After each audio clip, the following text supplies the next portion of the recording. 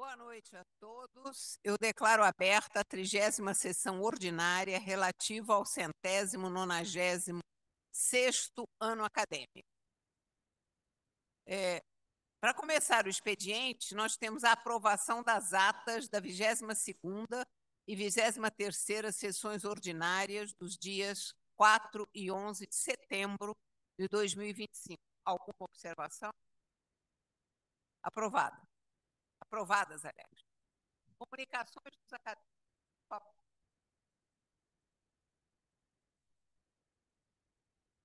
Acadêmico Maurício Yunes, por favor.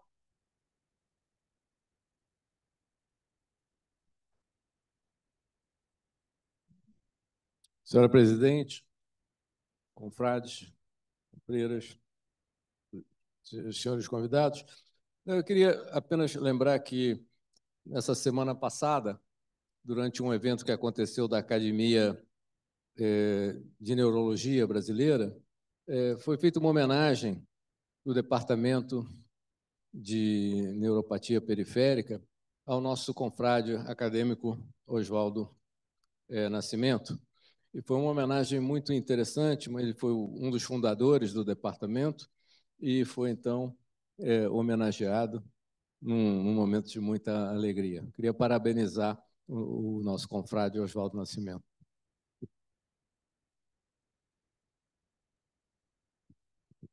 Parabéns ao nosso confrade Oswaldo Nascimento. Mais alguém? Acadêmico Maurício Magalhães. Excelentíssima presidente, é só para...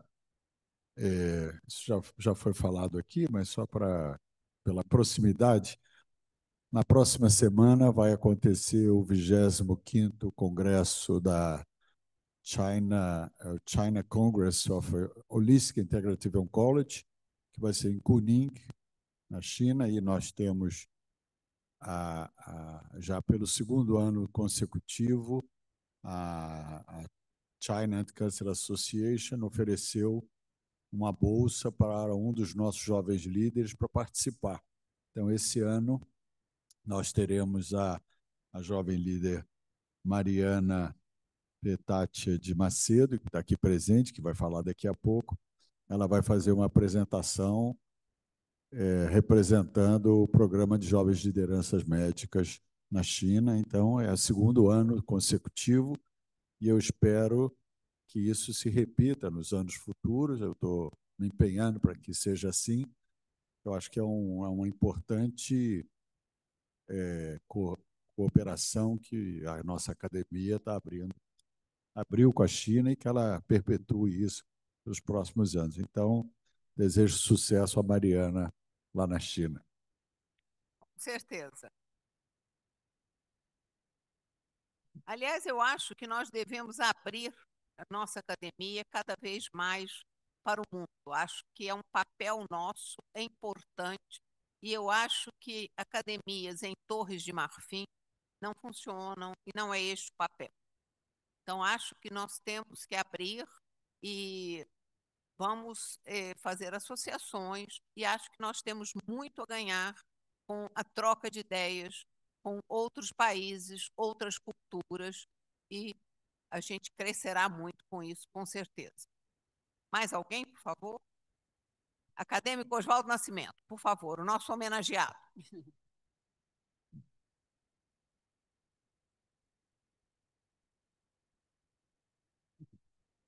Excelentíssima presidente da nossa academia, professor Eliette Busquelat, estimados, queridos colegas acadêmicos, senhoras e senhores, primeiro agradecer a homenagem aqui lembrada pelo meu querido Maurício Yunes, mas sem dúvida é fruto de todo um esforço, um trabalho na Academia Brasileira de Neurologia, em que o Rio teve sempre uma importância muito grande nesse segmento de um grupo de doenças, que são as neuropatias periféricas, que, na prática clínica, elas são muito encontradas.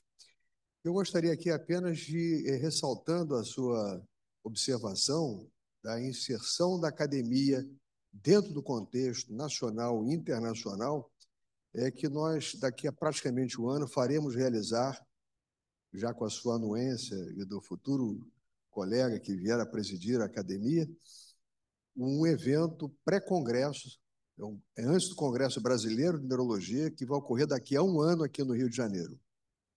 É o segundo maior congresso de neurologia do mundo, depois da Academia Americana de Neurologia. Então, vai ser uma ocasião que vamos tentar não só internacionalizar a nossa neurologia, como também a expectativa de um curso pré-congresso nesse belíssimo auditório, esse anfiteatro. Nós teremos, então, a história da neurologia nacional, que começou aqui no Rio de Janeiro, cujo grande pai da neurologia nacional foi Austrégésilo, Antônio Austrégésilo, que foi presidente desta academia. Então, será um momento muito especial para todos nós e exatamente complementando a sua observação que nós precisamos fazer, tornar a academia cada vez mais nacionalizada e internacionalizada. Então, vai ser uma modesta contribuição aqui do time da neurologia. Muito obrigado. Muito bem-vinda a sua observação e quero dizer que eu estou com o pires na mão porque descobri que para nós melhorarmos o som e a imagem deste anfiteatro, nós precisamos da modesta quantia de R$ 970 mil. Então, eu estou com o pires na mão, espero conseguir, espero que a gente comece as obras ainda neste recesso. Não só para essa interação nacional e internacional, como também para os 200 anos, porque nós precisamos fazer um ano de festas e precisamos que as pessoas tenham um mínimo de conforto aqui, no sentido de poder ouvir e poder ter as imagens em boas condições. Então, acho que é ótimo, porque a história é a seguinte: como é que você pode desejar pertencer a uma academia que você nem sabe que existe? Então, isso não pode continuar assim. Definitivamente não. Então, além disso, eu quero reiterar o convite para as pessoas que quiserem ir. Tem ainda bastante tempo, eu pretendo dar ciência disso à Academia Nacional de Medicina dos Estados Unidos no final do nosso recesso, mas a proposta da Academia Americana é os acadêmicos brasileiros que quiserem ir, eles gostariam de ter sessões científicas com os acadêmicos americanos em situação, digamos assim, de pesquisa e de clínica semelhantes. Então, quem quiser ir, é muito bem-vindo.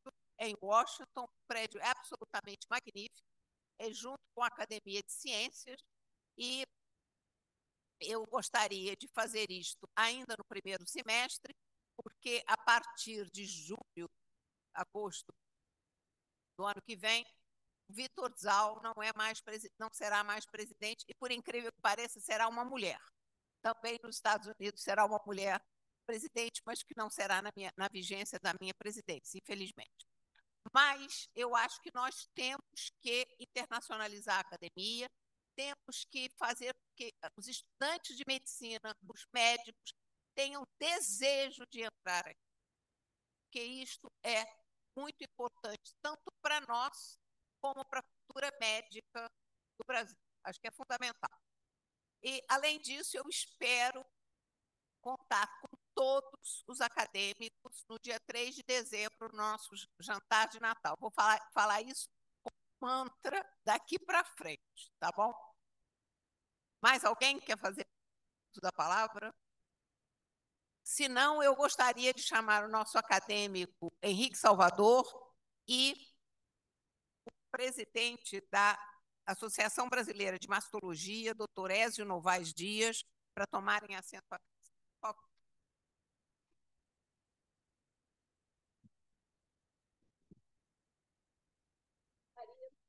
E gostaria também de passar a coordenação do simpósio aos acadêmicos Maurício Magalhães, Henrique Salvador e o doutor Ézio Novaes Dias. Por favor.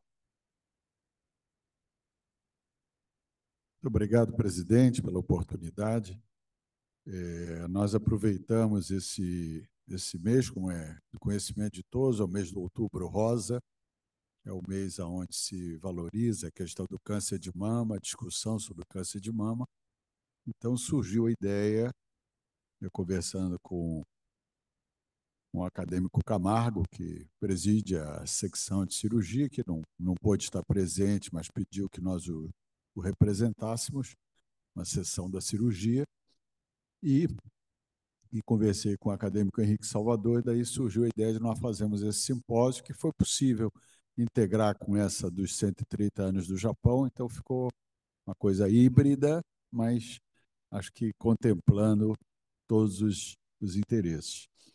Então, e daí surgiu também a ideia de envolver, dentro desse conceito, presidente, nós ampliarmos o nosso leque com a Academia Brasileira de Mastologia, que foi fundada em 2022, né, Ézio? 22? 21, foi fundada em 2021, e que também tem uma estrutura de patronos e de membros titulares. Eu tenho a honra de ser um dos membros titulares, um acadêmico, e o meu patrono é o professor Jorge Marcilac, que me honra muito não, o Jaime, não, mas o seu pai, Jorge Marcilac, é patrono da Academia Brasileira de Mastologia, e eu ocupo a cadeira que ele é o patrono. Então, daí surgiu esse simpósio, que está dividido em 4 apresentações. A primeira, eu já vou convidar, também é uma solicitação da presidente, que nós voltássemos a ter os recentes progressos. Então, é uma sessão de 10 minutos, sem perguntas, e a jovem líder Mariana Petaccia de Macedo, que é do mesmo programa Jovens de Liderança, vai fazer uma apresentação sobre biópsia líquida em câncer de mama. Então, muito obrigado, Mariana, pela presença. Seja bem-vinda. Só um instante, eu queria dizer que na próxima quinta-feira nós teremos como recentes progressos a doutora Fernanda Denegri, que é a responsável por ciência e tecnologia no Ministério da Saúde, que virá conversar conosco sobre a nova lei sobre pesquisa clínica que foi aprovada recentemente. Então, ela estará aqui presencialmente na próxima quinta-feira. Já confirmo.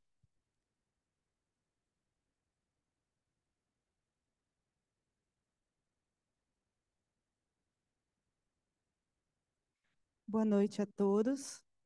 Um prazer estar aqui e poder participar dessa sessão de recentes progressos nesta área. Cumprimento a presidente, doutora Eliette Busquela, aos demais membros dessa mesa, aos demais acadêmicos e os participantes dessa sessão. E hoje vamos falar sobre biópsia líquida em câncer de mama, uma área que traz perspectivas muito interessantes e promissoras para o tratamento da paciente com câncer de mama. A gente sabe que, de maneira clássica, a paciente com câncer, ela pode ter o seu material tumoral testado para encontrar alterações moleculares, que vão servir para tratamento, definição de prognóstico e também para definir alterações potencialmente acionáveis.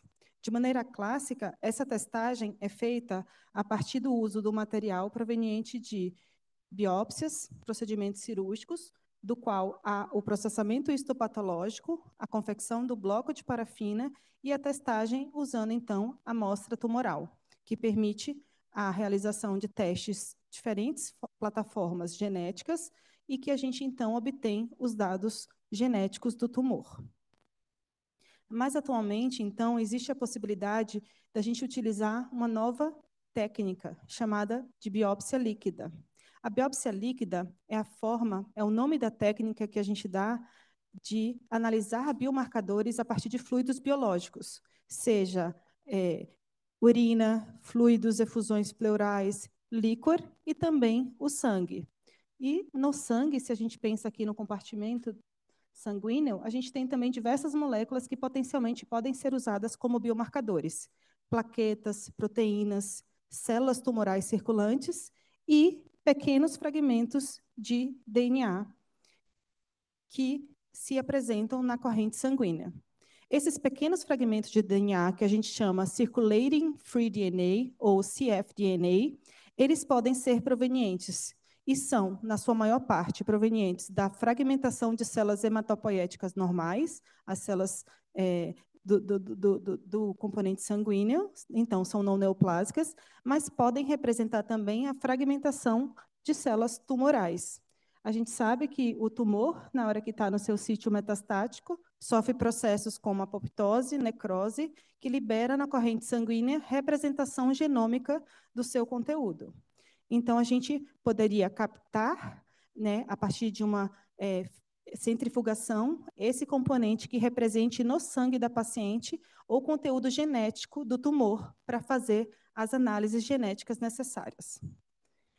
Como é feita essa análise? O paciente, então, é submetido a uma coleta de sangue periférico, a partir do uso de um tubo coletor especial, que contém preservantes do material genético. Esse material é centrifugado com técnicas muito avançadas de ultracentrifugação, para separar esses pequenos fragmentos de DNA.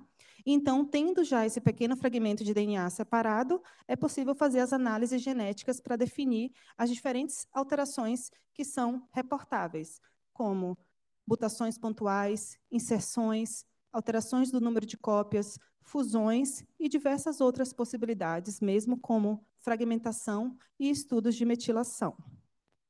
As técnicas que são utilizadas, elas devem ser técnicas que têm alta sensibilidade na detecção de alterações em baixa frequência, já que a gente está falando de um fragmento que é presente em pequena quantidade no sangue. E o que é mais aplicado hoje na rotina é usar a técnica de PCR digital, em que a gente consegue separar e particionar esse DNA em moléculas isoladas e quantificar o número de moléculas presentes no sangue. E a outra forma é a partir do sequenciamento de nova geração, ou NGS, como a gente faz quando a gente extrai também o material do tecido tumoral. E quais são as aplicações hoje no cenário da oncologia e depois exemplos também no câncer de mama? Uma das grandes aplicações que está em grande evolução na literatura e que tem um potencial grande é o uso dessa técnica para detecção de câncer precocemente. Pensando em populações assintomáticas, em que a gente usa essa técnica para realizar screening de câncer e o diagnóstico precoce. É uma área que ainda, das diversas aplicações, é uma área mais incipiente, mas que tem dados com bastante potencial de ser aplicado, né, dentre os próximos anos. É uma técnica que também tem sido muito investigada no contexto da pesquisa de doença residual mínima, a doença micrometastática, considerando o cenário de um paciente que é operado com intuito curativo, a pesquisa de conteúdo genético tumoral residual na corrente sanguínea daquele indivíduo pode determinar a intensificação de determinadas terapias, a elegibilidade ou não desse paciente para tratamentos subsequentes após a cirurgia. Isso hoje já tem sido incorporado de maneira prática para os pacientes com câncer coloretal e diversos estudos para mostrar a sua validade clínica também em outros cenários, como no câncer de mama. Então, permitindo a intervenção precoce desses pacientes que foram operadas com intuito curativo e o ajuste personalizado de terapias baseado em risco individual de recidiva. E a principal aplicação, grande aplicação, no cenário da doença avançada. E no cenário da doença avançada, utilizar essa técnica, tanto como alternativa para a pesquisa das alterações moleculares do tumor, e também monitorização da eficácia de tratamento dessas pacientes. A gente sabe que todo esse caminho da testagem molecular, quando é utilizado uma amostra tumoral, essa amostra passa por uma série de processos dentro de um laboratório de anatomia patológica que pode gerar dificuldades, né, em relação à qualidade da amostra, se ela não for muito bem manipulada, seguindo, né, todos os quesitos pré-analíticos que a gente conhece. Então, Na situação de que as amostras não têm uma qualidade suficiente, a biópsia líquida pode ser uma alternativa para se obter informação do conteúdo genético do tumor dessas pacientes. Então, ela pode ser usada quando a gente tem questões relacionadas à amostra. A gente falou da qualidade, mas também tem questões de quantidade. Nem sempre a paciente, né, tem um sítio metastático de fácil acesso, ou que a biópsia seja com representação de grande quantidade de tumor para testagem molecular. Afinal, existem áreas de necrose, de fibrose, e também questões de tempo, de logística, porque a biópsia líquida muitas vezes permite uma testagem mais rápida do que a testagem tecidual. E questões do paciente, porque a gente pode ter pacientes que têm um local de difícil acesso à biópsia, questões clínicas como anticoagulação e o status clínico geral. Então, ela pode vir como alternativa de testagem. Essa dificuldade de acesso ao tecido é muito bem documentada em diversos trabalhos. Aqui um exemplo de estudo clínico que, na tentativa de fazer a testagem molecular de genes da via AQT, mostra que pelo menos 16% dos casos não foram testados por ausência, né, de representação suficiente ou qualidade do tecido para testagem. Então, a biópsia líquida vem como essa alternativa. Para ela ser uma alternativa, a gente tem que conhecer a sensibilidade que essa biópsia líquida nos dá para fazer a pesquisa da alteração genética. Então, a sensibilidade ela é relacionada diretamente a volume tumoral, quantidade de sítios metastáticos e localização desses sítios. A gente sabe que sítios como, por exemplo, metástase óssea, nos dá pouca quantidade de disponibilidade de DNA livre circulante. Nem todo tumor também tem a mesma quantidade de liberação do seu conteúdo genético na corrente sanguínea. Alguns tumores têm o que a gente chama de shedding maior e outros menores. Para a mama, a gente vê aqui no gráfico, ela não é dos que mais tem shedding, mas também não é dos que pior tem shedding. E se a gente olha os números exatos de quem conseguiu comparar essa sensibilidade, testando no tecido tumoral e no sangue, a gente vê que a sensibilidade varia em torno de 72% a 85% de quando existe uma alteração genética naquele tumor, se a gente testar na biópsia líquida versus testar no tecido tumoral. Então, a gente tem essa informação que é importante, então, para conhecer as limitações do teste. E sempre com a orientação de que uma testagem negativa da biópsia líquida sempre é indicado que se siga a uma testagem tecidual. Essa possibilidade de testar as alterações genéticas no câncer de mama com biópsia líquida, inclusive, já é incorporado nos guidelines do NCCN. Essas alterações também essa técnica pode ser utilizada no contexto de monitorização de tratamento, né? A gente tem o paciente no curso do seu tratamento, à medida que a doença responde ou progride, há uma mudança na dinâmica da quantidade do seu conteúdo genético, da quantidade de conteúdo genético tumoral disponível na corrente sanguínea. E isso pode ser utilizado para fins também de ajuste terapêutico precoce ou mesmo de mudanças de regimes. É sabido que, quando a gente olha a biópsia líquida, existe uma representação maior de heterogeneidade, das diferentes sítios metastáticos da paciente. Diferente da gente biopsiar cada sítio desse aqui representado por uma cor diferente, que a gente teria um tecido tumoral representado, na biópsia líquida a gente teria um pouco de representação do DNA tumoral desses diferentes sítios metastáticos, fazendo, então, uma alteração genética mais representativa. Uma das principais aplicações na mama hoje no cenário de monitorização é identificar o aparecimento de mutações no estrógeno 1 no sangue das pacientes que estão em tratamento com inibidores hormonais, para que, a gente vê aqui as curvas, a detecção precoce, mesmo antes do sinal clínico de ter a doença, correlaciona-se com a sobrevida livre de progressão muito importante. Então, isso tem sido incorporado e tem um potencial de virar conduta muito precocemente. Então, existem muitos benefícios em usar a biópsia líquida, existem alguns riscos. O risco do falso negativo e sempre lembrar do risco do falso positivo, que é o critério da hematopoiese clonal, que são alterações presentes na célula sanguínea. Então, o uso da biópsia líquida é muito bem incorporado já em guidelines, como a gente viu do NCCN e da ESMO. Aqui embaixo é uma paciente da nossa instituição que fez um teste de biópsia líquida no cenário de progressão e a gente detectou o estrógeno, né, mutação no estrógeno, no gene do estrógeno. e a gente, então, incorpora ela nesse contexto. O paciente vai testar, ele quer uma informação do teste genético para fins terapêuticos, diagnósticos. De maneira usual, a gente teria a ferramenta de testar germinativamente ou no tumor, usando o bloco de parafina, e hoje, como mais uma alternativa de aplicação para esses pacientes, o teste da biópsia líquida, então, trazendo todas as possibilidades que a gente viu. Muito obrigada.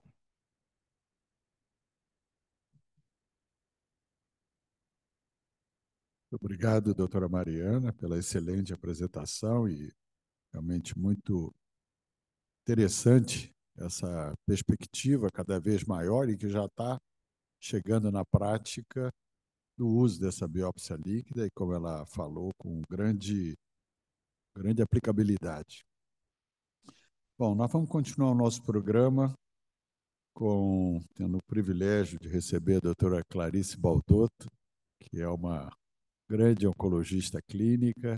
Ela é presidente da Sociedade Brasileira de Oncologia Clínica, responsável por toda a área de câncer de pulmão da Rede DOR, e ela também faz parte do Board of Directors da Sociedade Mundial de Câncer de Pulmão, que ela teve a oportunidade, naquele simpósio com os chineses aqui, o presidente dessa sociedade mundial estava aqui presente, e a Clarissa hoje faz parte do conselho diretor da Sociedade Mundial de Câncer de Pulmão.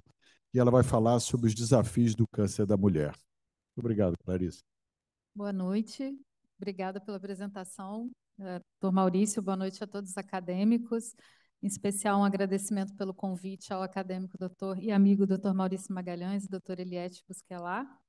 É uma honra realmente estar aqui. Muitos de vocês, todos vocês são uma inspiração para a carreira, como a doutora Eliette mencionou, eu faço votos e espero e vou contribuir muito para que os jovens estejam interessados e se inspirem cada vez mais em vocês. Bom, a missão para mim foi falar sobre desafios do câncer da mulher no Outubro Rosa. Eu não vou falar de câncer da mulher, eu vou falar de desafios de câncer do câncer que pode acometer a mulher. O Outubro Rosa, todo mês agora a gente tem um mês de conscientização. E essas iniciativas são muito importantes e o Outubro Rosa talvez tenha sido uma das mais bem-sucedidas de todas essas iniciativas. Eu costumo usar o Outubro Rosa com as minhas pacientes para dizer, olha, escolha um mês do ano para ser o mês para que você se conscientize sobre a sua saúde e faça todos os exames além do câncer de mama. Então, eu vou trazer, eu diria que hoje os desafios, eles são enormes, porque o câncer vai se tornar a doença mais comum nos próximos anos. A doutora Mariana mostrou que esses desafios vão desde diagnóstico até tratamento, acesso, custo de tratamentos, prevenção.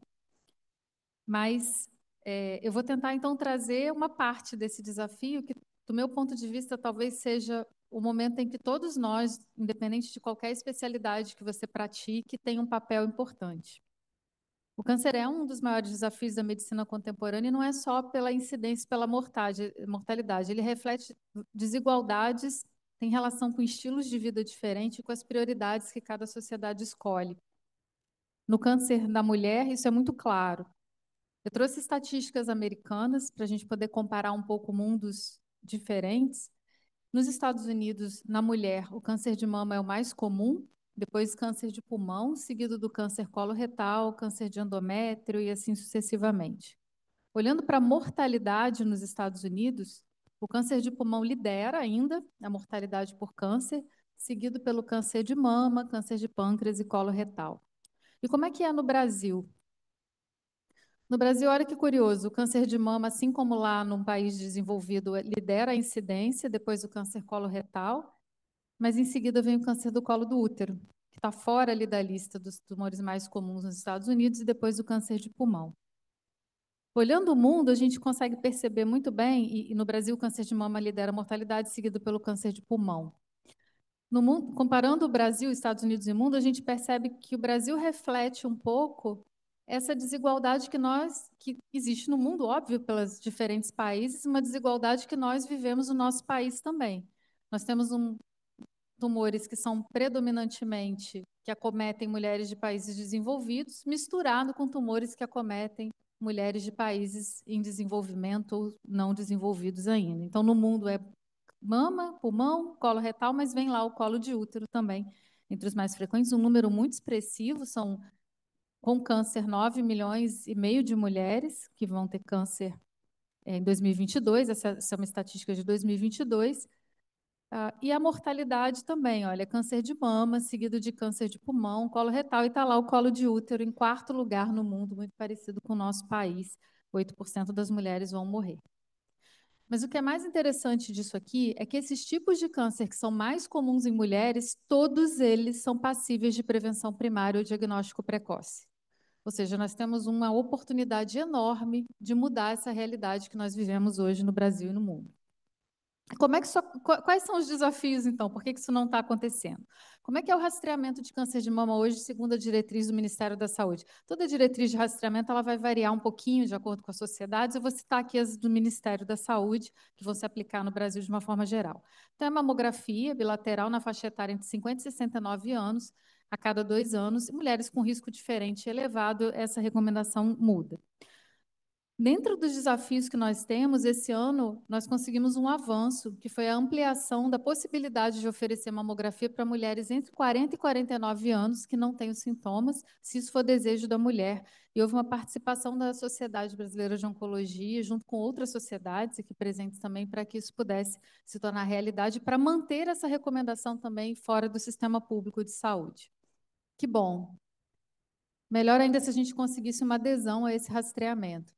Esses dados são dados do INCA, de 2019, da PNS de 2019, que mostram que, no Brasil, a adesão à mamografia fica em torno de 58%, ou seja, um pouquinho mais da metade das mulheres, de fato, se submetem à mamografia dentro dessa faixa entre 50 e 69 anos. A gente tem muito para melhorar, apesar do Outubro Rosa, apesar de todas as ações, para entender por que isso acontece. Falando do câncer de colo de útero, como eu mencionei, é uma chaga, porque é um tumor que no mundo desenvolvido já não é mais representado dentro das neoplasias mais incidentes. O rastreamento, todo mundo já sabe, né? O Papa Nicolau, há muitos anos, ele já é recomendado como rastreamento. Mas, recentemente, nós tivemos o avanço de incluir a pesquisa do HPV oncogênico, DNA, inclusive no SUS, para essa população-alvo entre 25 e 64 anos. E quando esse teste está negativo, esse teste só precisa ser repetido depois de 5 anos. Tem um piloto acontecendo em Recife, e foi uma portaria conjunta que agora, recentemente, em julho de 2025, instituiu essa outra metodologia que é mais precisa, mais sensível e que permite esse intervalo maior de rastreamento para poder diagnosticar o câncer de colo de útero. Um enorme avanço. E é claro, né, nós temos a vacina de HPV, que é disponível também gratuitamente no Brasil para meninas e meninas entre 9 e 14 anos. Houve uma mudança para a recomendação de dose única, porque a gente entende que ela é efetiva e que pode facilitar a adesão ao programa de vacinação, e é um pouco diferente para grupos prioritários imunossuprimidos essa recomendação. Jovens mais de 15 a 19 podem receber a vacina se não tiverem sido vacinados. Apesar disso tudo, a adesão à vacinação para HPV é muito baixa no Brasil. De 2014 para 2015, quando foi a mudança de vacinação na escola para voltar a ser no posto de saúde, essa taxa caiu vertiginosamente. E eu comemoro esse ano que nós conseguimos, o Ministério conseguiu voltar a trazer a vacinação para as escolas. Eu trouxe aqui uma foto que teve um desses eventos de conscientização, a gente iluminou o Cristo Redentor em parceria com o Grupo EVA, que é o grupo de tumores ginecológicos. Esse aqui é meu filho, que está com um balãozinho azul aqui, porque a gente tinha que levar 2 embaixadores para poder representar os jovens vacinados. Ele todo dia me pergunta, mãe, eu vou ser famoso por quê? Eu falei, porque você ajudou a eliminar o câncer de colo de útero no Brasil. Então, essa foi uma medida importante que a gente espera que traga bons frutos para poder reduzir o câncer de colo de útero no Brasil. Eu falei que eu não ia falar de tumor ginecológico e vocês viram na lista que o próximo da lista que ameaça as mulheres é o câncer coloretal. E às vezes a gente fala de câncer de ovário, endométrio, mas a gente precisa falar dos cânceres que mais acometem as mulheres. Esse mapa topográfico ele mostra a evolução ao longo dos anos de 1980 até 2021. O que está mais escuro é o aumento da incidência de câncer coloretal. mostrando que, mortalidade, desculpa, pior ainda, mortalidade de câncer coloretal, mostrando um enorme aumento da mortalidade, principalmente ainda localizado nas regiões sul e sudeste, é um tumor relacionado ao estilo de vida, mas também aumentando em outras áreas, e, é claro, tem a questão do diagnóstico também, que pode estar impactando na distribuição de mortalidade dessa doença no Brasil. Quais são os fatores de risco para o câncer coloretal? Como eu falei, são fatores relacionados ao estilo de vida, além da idade, claro, né? E história familiar, que cada vez mais a gente avança mais nesse diagnóstico de história familiar, mas é obesidade, sedentarismo, consumo de carnes processadas, álcool e tabaco. Daqui a um tempo a gente acha que vai começar a encontrar um descolamento entre a população de maior poder aquisitivo e menor poder aquisitivo no Brasil.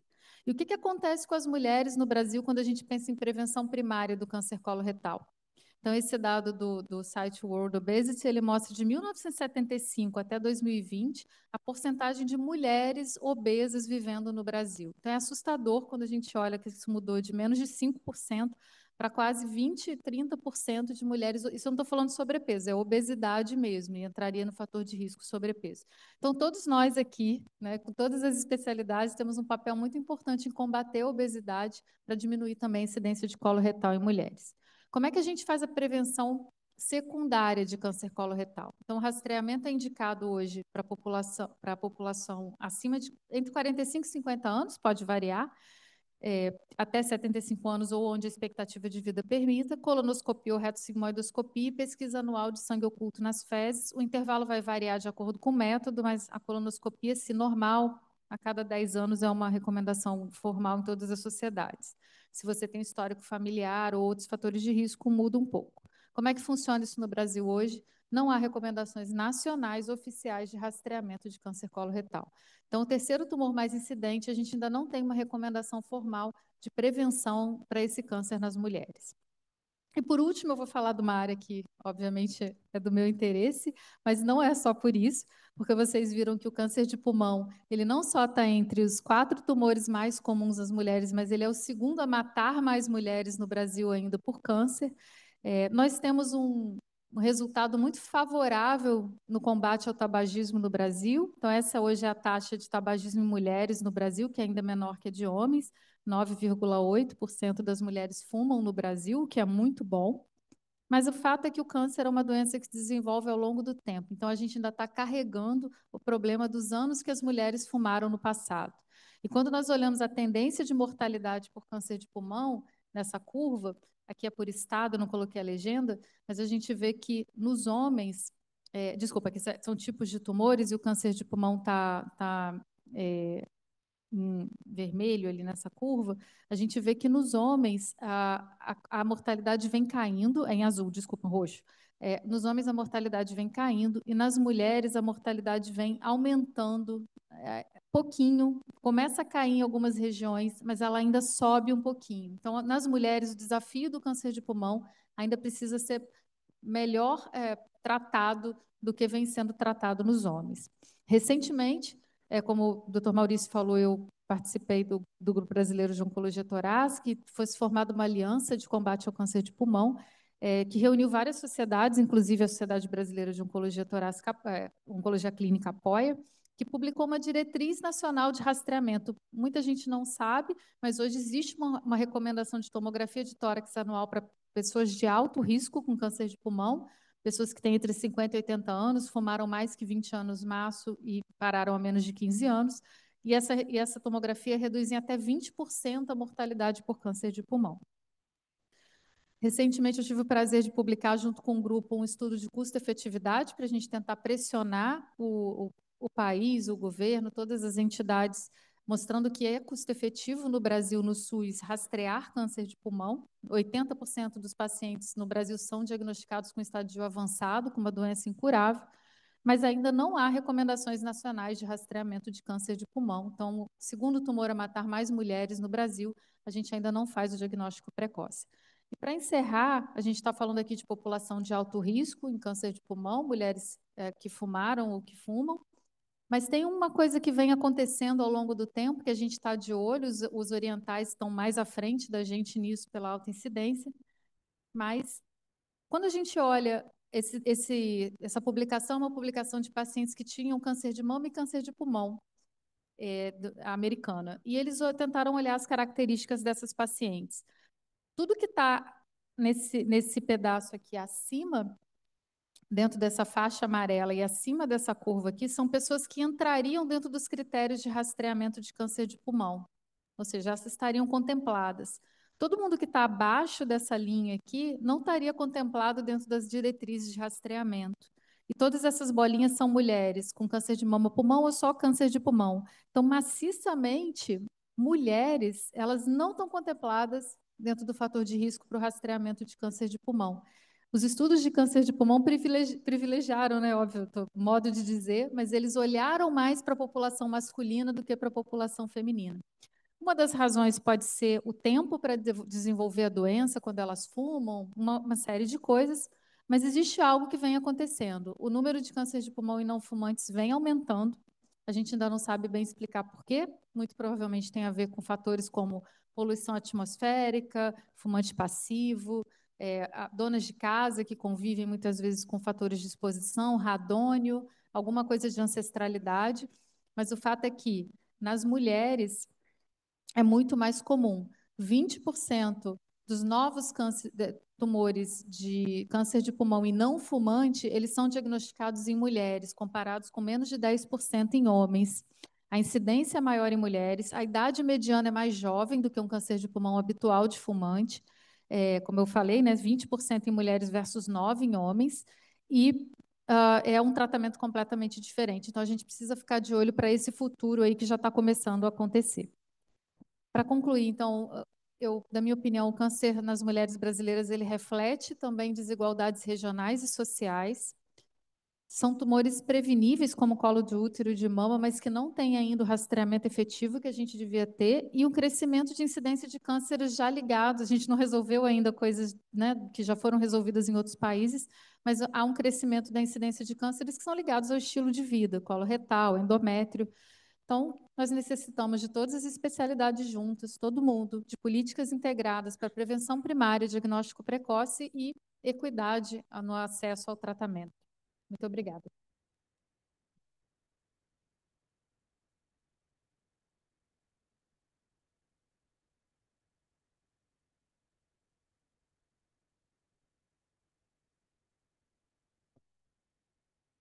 Eu queria cumprimentar a nossa presidente, a acadêmica Eliette Busquelat, ao acadêmico Maurício Magalhães Costa, presidente da Academia Brasileira de Mastologia, Dr. Ézio Novaes Dias, com o qual eu tive a honra de ser um dos cofundadores da Academia Brasileira de Mastologia, aos acadêmicos da bancada aqui presentes, senhoras e senhores. Acho que a fala da doutora Clarissa, né, muito bem posiciona o que é a questão da temática do câncer no Brasil hoje, em especial do câncer de mama. Acho que ela traz números que são muito importantes e muito significativos, né?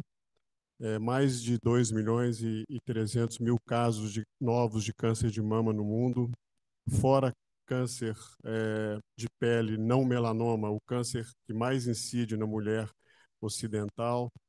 No Brasil, 73.000 novos casos por ano, com aproximadamente 20.000 mortes, aproximadamente 123.000 internações por câncer no Brasil por ano, custando para os cofres do governo brasileiro, já que 80% das internações são do SUS, aproximadamente 250 milhões de reais. Então, na verdade, nós estamos tratando de uma doença que tem diversos aspectos envolvidos na sua estratégia de manejo. Não apenas os aspectos médicos de saúde, mas também até os aspectos da própria economia da saúde. Então, um tema da mais alta relevância, e acho que trazer, como o Maurício muito bem posicionou no início desse seminário, essa temática para dentro da Academia Nacional de Medicina, no mês em que se advoga com mais veemência as questões de prevenção relacionadas à doença, acho que é bastante apropriado e bastante pontual, né? Essa doença, muitas vezes, o câncer de mama, ela já no seu início, ela se manifesta de maneira sistêmica, mesmo que subclínica. Daí, a estratégia de tratamento ela precisa de considerar não apenas aspectos relacionados à cirurgia ou até à radioterapia, que é outra arma importante também no manejo da doença, mas também aspectos relacionados ao tratamento sistêmico, a medicamentos que se dá para controlar a doença mesmo antes da sua manifestação clínica sistêmica. E nós convidamos para nos falar sobre novas perspectivas do tratamento sistêmico, né, o Dr. José Luiz Pedrini, que eu gostaria de convidar para se dirigir até o microfone, Pedrini. O Pedrini, ele é diretor da Sociedade Brasileira de Mastologia, é um eminente mastologista, uma liderança reconhecida, né, no Rio Grande do Sul, um pesquisador clínico, vocês vão perceber, também muito reconhecido, e é membro titular também da Academia Brasileira de Mastologia. Então, por favor, Pedrinho, com a palavra exatamente para abordar um tema da mais alta relevância nessa estratégia de manejo do câncer de mama. Eu gostaria só de fazer uma pequena intervenção, de chamar para tomar assento à mesa a doutora Mariana Macedo, por favor.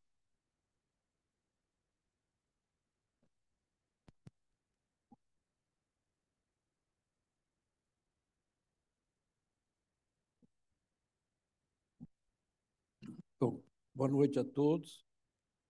Quero cumprimentar a doutora Eliette Brusquela, doutor Maurício Magalhães, meu querido amigo, Ézio Novaes Dias, Henrique Salvador, e cumprimentar todos os acadêmicos aqui. E quero fazer um relato. Eu estou emocionado com esta casa que realmente representa a medicina brasileira. São 200 anos e eu não me lembro de ter entrado num local que com tanto simbolismo, né, tanta coisa que nós passamos na vida, e saber que tem uma memória guardada aqui, presidente, meus parabéns. Eu vou depois presentear a academia com um livro que a gente fez sobre os 70 anos do Conselho Regional de Medicina, que tem um pouco da história da medicina brasileira e da medicina mundial. Na verdade, nós temos assim dois tipos de câncer de mama. O câncer de mama loco-regional, aquele que está na mama e na axila, ou nos dois, ou só num, e o câncer metastático. São doenças completamente diferentes até hoje. Falar sobre novidades ou coisas do câncer de mama é difícil porque tem muita coisa acontecendo, passando. A Mariana mostrou alguns aspectos espetaculares, né? O Henrique falou uma coisa importante. Eu vou fazer um direcionamento daquelas coisas que eu vivi nesses 51 anos. Eu confesso para vocês que hoje eu sei menos do que eu sabia quando eu achava que sabia muita coisa. Achava que era câncer ou não câncer. Hoje está tudo diferente. Bom, eu faço pesquisa clínica, só para dizer para vocês, e graças a isso eu tenho quase 10 mil citações na literatura, muito daquele trabalho que um grupo faz e que nos leva adiante. Então, conflitos de interesse, alguns slides apresentados aqui são conflitos de interesse que eu participei desses trabalhos. E o Kosato Maru chegou, os primeiros japoneses,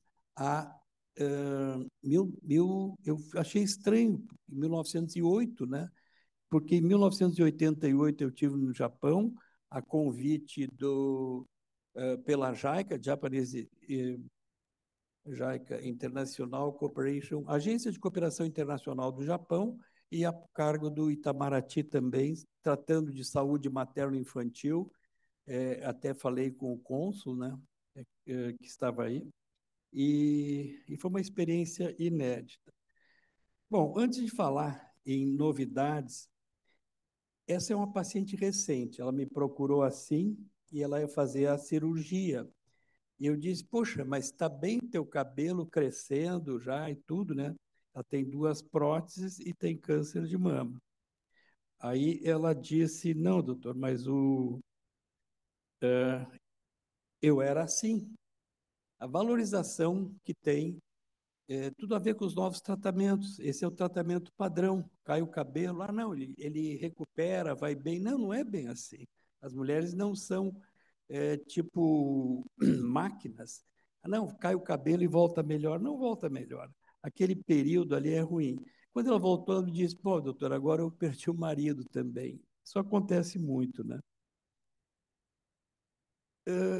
Resumir tratamento de mama, reconstrução imediata, prótese bilateral. Eu sei que o meu querido colega vai falar depois sobre as novidades da cirurgia, mas dia 17 de julho foi aprovada a lei que garante a simetrização contralateral. Nós estamos falando de pacientes do SUS. Henrique, só 20% reconstrói na mesma hora, formando um batalhão de mutiladas, e isso engrossa o número de consultas com psiquiatra, nos ambulatórios todos, e nunca consegue. Depois vai ser falado sobre a axila, descalonar a quimioterapia. Como é difícil retirar alguns medicamentos já de muito tempo, porque nós nos formamos e continuamos com aquela ideia, vamos continuar com o que funciona. E é muito difícil a gente mudar. Hoje, existe o Fesgo, é uma medicação, que é o trastuzumab e pertuzumab, faz subcutâneo. E o paciente pode levar para casa, como eu vou mostrar, pode fazer em casa uma vez por mês, uma vez a cada 21 dias, não necessitando da entrada no hospital, punção venosa, aquele cuidado todo. Cuidado tem que ter sempre, mas não precisa. Fazer exames dos sintomáticos, não medicalizar demais, valorizar a alopecia, entender a paciente e sua moléstia. A paciente pode se curar sem a necessidade de adoecer. Nós médicos, às vezes, somos muito pragmáticos em achar que o paciente tem que ficar mais internado, que o paciente tem que ter algum tipo de sofrimento. Eu acho que nós podemos tratar um paciente e deixar ela na sua atividade, fazendo ou não tratamento químico. Essa é eu mostro esse diapositivo é de 2012. Então, numa entrevista para Veja, a última pergunta que me fizeram foi: até quando teremos que conviver com essa doença sem a cura? Nós estamos falando de doença metastática. E eu respondi que nos próximos 20 anos nós não teríamos. Viu, Mariana? Sabe por que a gente não vai ter? Porque isso é um camaleão. O câncer é um ente vivo e ele vai fazendo suas mutações. Eu acho que quando nós pegamos um tipo de DNA, pode ver que não se pega em 100%, é porque alguma coisa está mudando e ele se defende das medicações. Mas o que eu vou mostrar aqui hoje é uma coisa bem recente, é que alguns casos de doenças metastáticas vão estar curados. Mas para estarem curados, nós temos que mexer na estrutura biológica. Em geral, todo o tratamento do câncer, tratamento químico, ele é killer, ele vai lá e mata a célula, e a célula se defende e volta de outra maneira. Então, nós temos que arrumar uma maneira do organismo fazer a defesa. Essa é a dificuldade.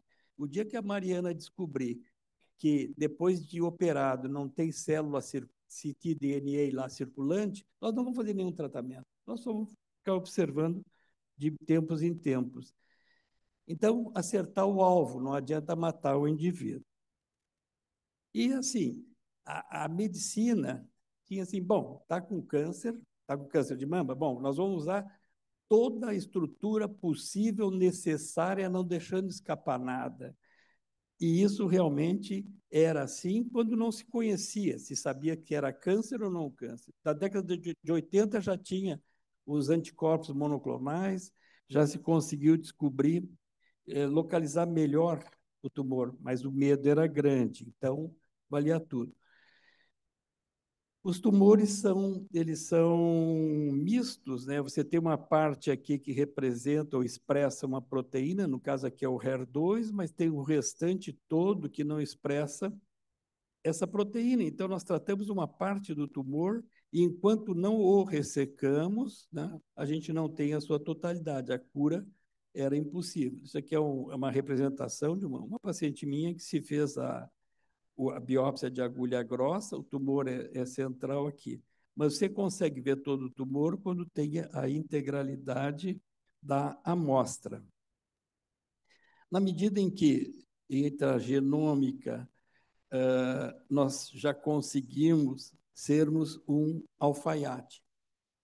O alfaiate é vestir aquilo que cabe naquela pessoa, mas o mais importante é deixar de usar medicamentos ou técnicas que não beneficiariam aquela pessoa. Essa é a grande arma, a grande revolução que nós temos que ter. E nós sabemos, assim, eu gosto disso aí, desculpe se alguns não gostarem, né? Eu sou os 85%. Apenas 2% das pessoas produzem mudanças, 13% veem essas mudanças e apoiam, e fazem a adesão.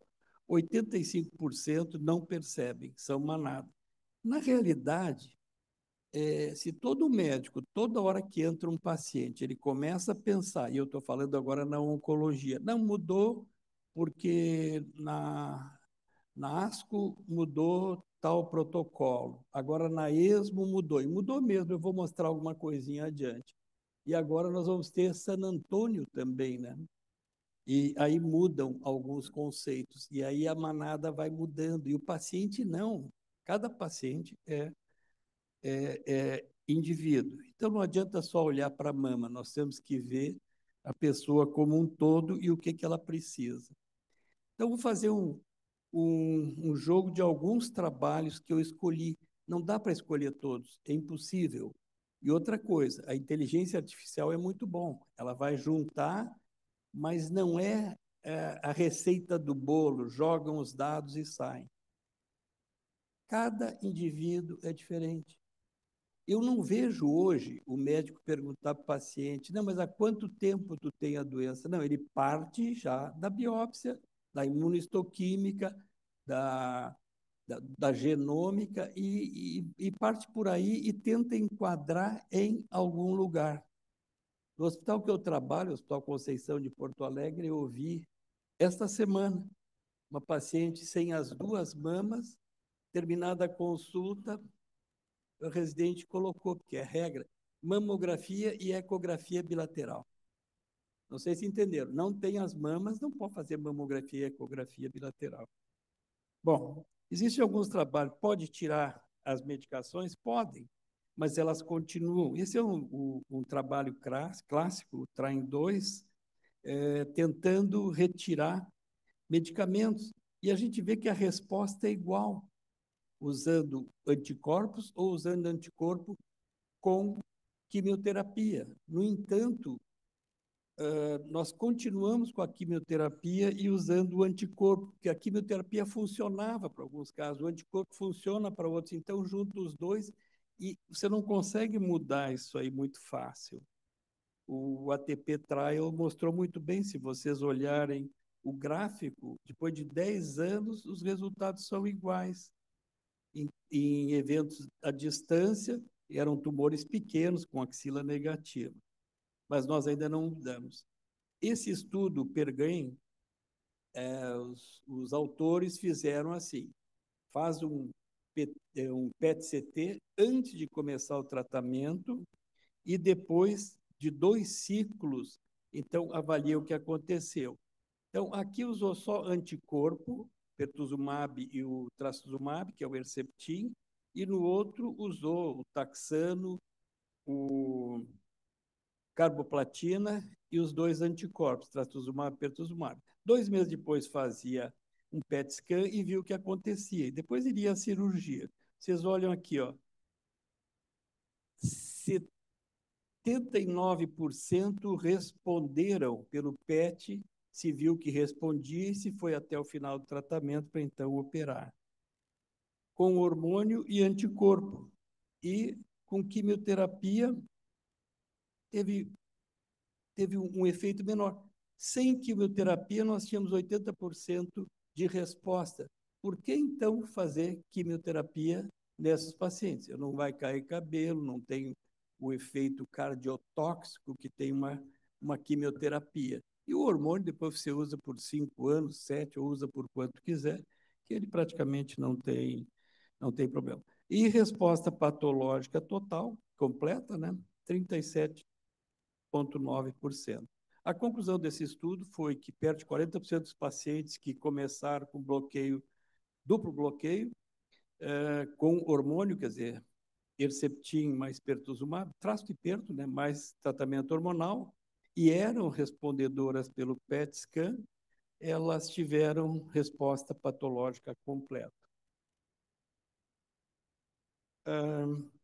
Nós temos um protocolo, nós fazemos uma experiência lá, eu trabalho junto neste ensaio, de se fazer a cultura de células tumorais para ver a resistência ao tratamento químico.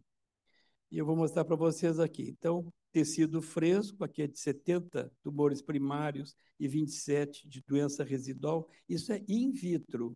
Esse não é em vivo, né?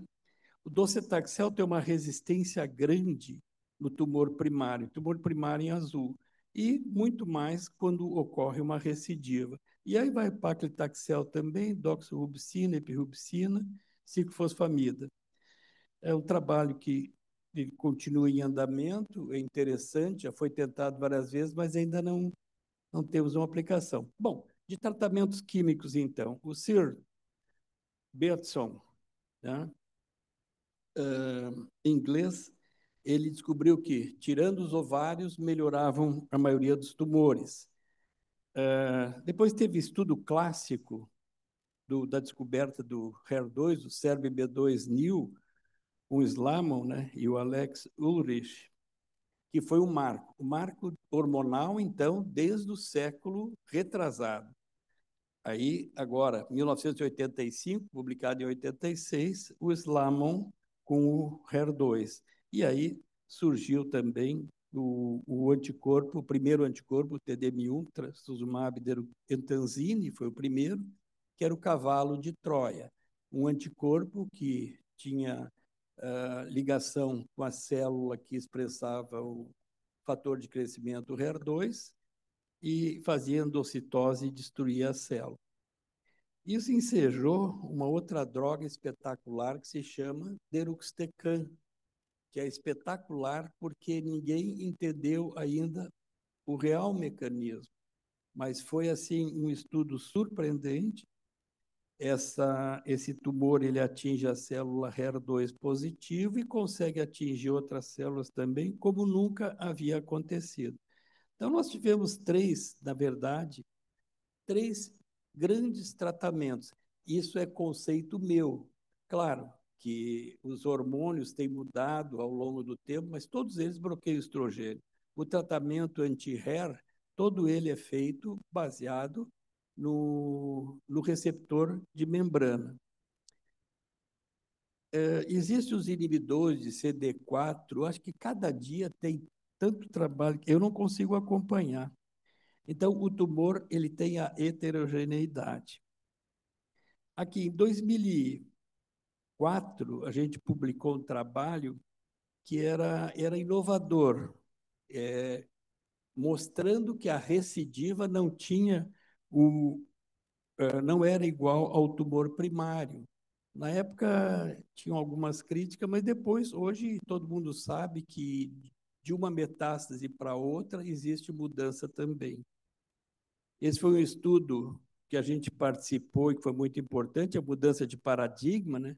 Foi o estudo HERA, onde viabilizou o trastuzumab como mudança realmente de patamar de tratamento. Depois surgiu o Cleópatra, aí usando 2 anticorpos. E aí, assim, eu tenho uma paciente que parou de fazer a medicação, porque teve um câncer de mama triplo negativo na mama contralateral, fez uns meses de TDM1, parou e nunca mais, desde fazem 12 anos, ela está com doença estável, não houve progressão.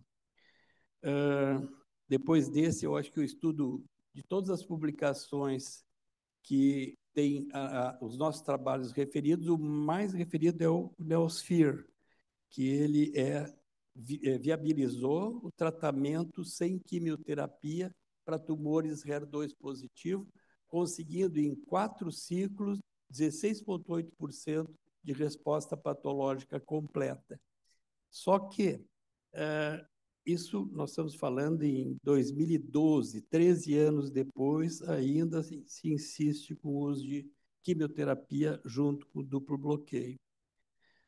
O trastuzumab emtansine, o TDM1, surgiu também como uma alternativa de tratamento, o primeiro ACD, né, anticorpo droga conjugada,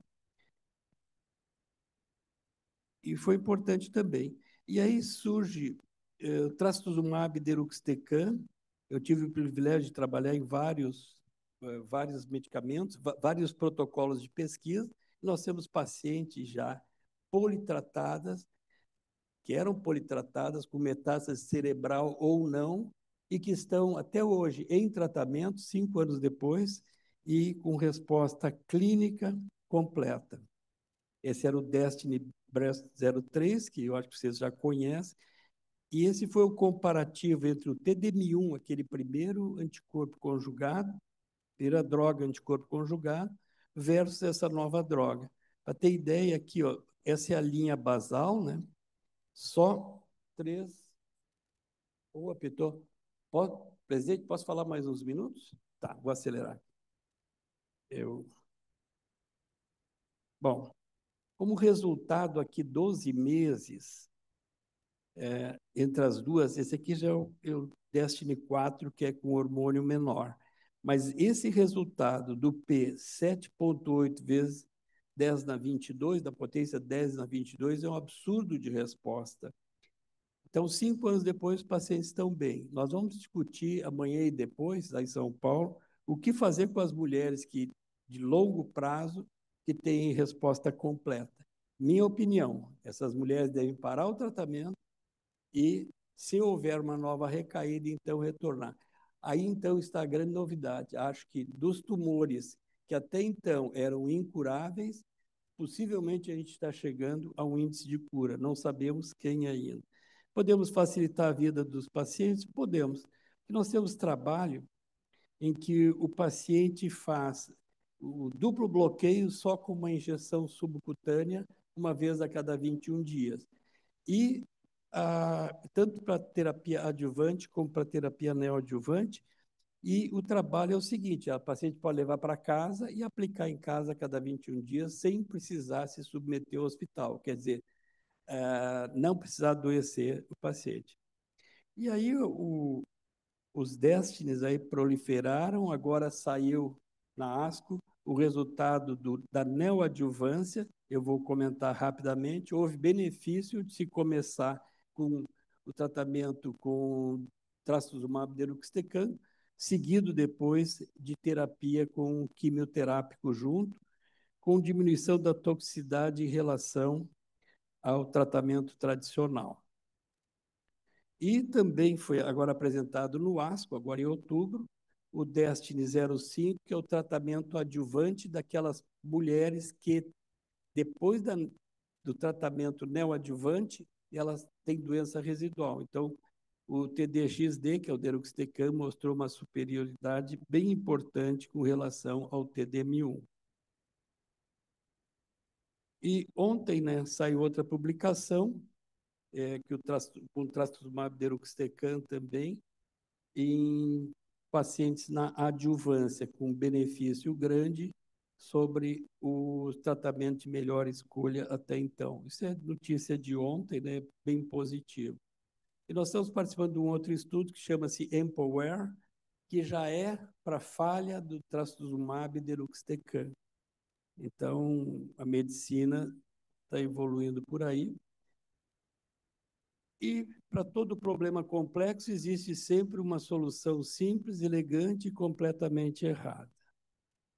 Eu acho que nunca se pode esquecer o paciente, a autonomia, o tempo de evolução da doença. É muito diferente uma doença de um paciente que levou 1 ano para chegar a 2 centímetros do que aquele que tem há poucos dias. Então, essa é a nossa finalidade, né? Nos associarmos a esse grupo grande de tratamento e tentar dar essa ideia de medicina respeitando o paciente. o tratamento não tem trilhos. A gente tem que ser pelas trilhas, olhar cada pessoa, olhar para o lado e ver o que nós estamos tratando e não chegar só complementar protocolo clínico como se fosse receita de bolo. Isso não funciona. Então, minhas preferências aqui, 150 anos da colonização italiana, meus antepassados vieram há 150 anos, esses são os parreirais da família, e as minhas paixões, o vinho e o tênis. Muito obrigado.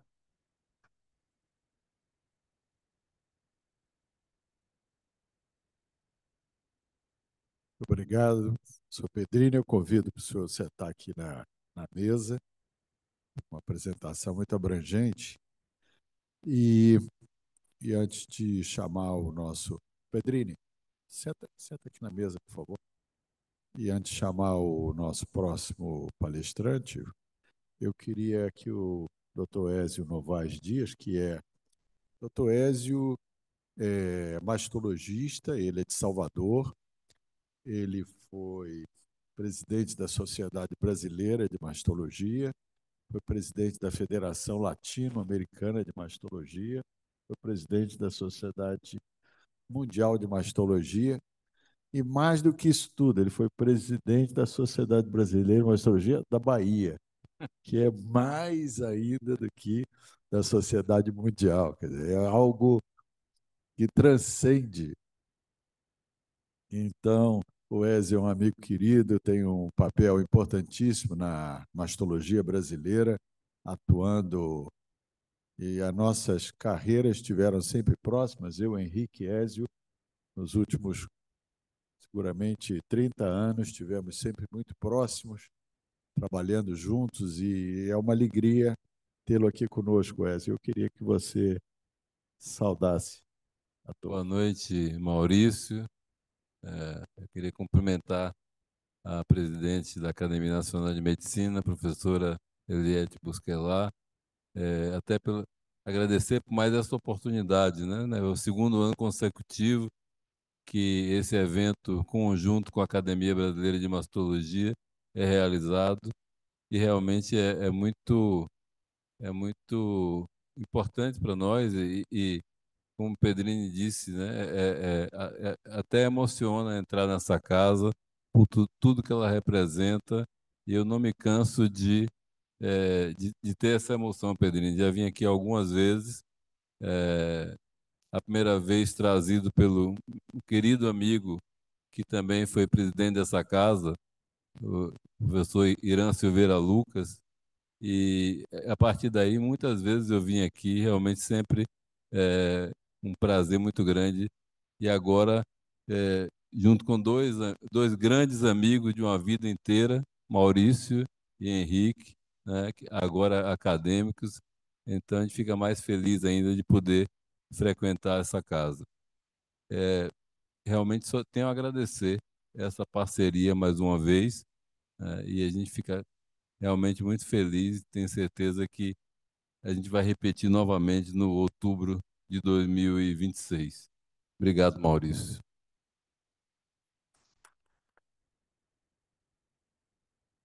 E só para falar, a relação da mastologia com a Academia Nacional de Medicina é muito sólida. Nós tivemos aqui já pelo menos uns 6 acadêmicos que foram, inclusive ex-presidentes, que foram mastologistas.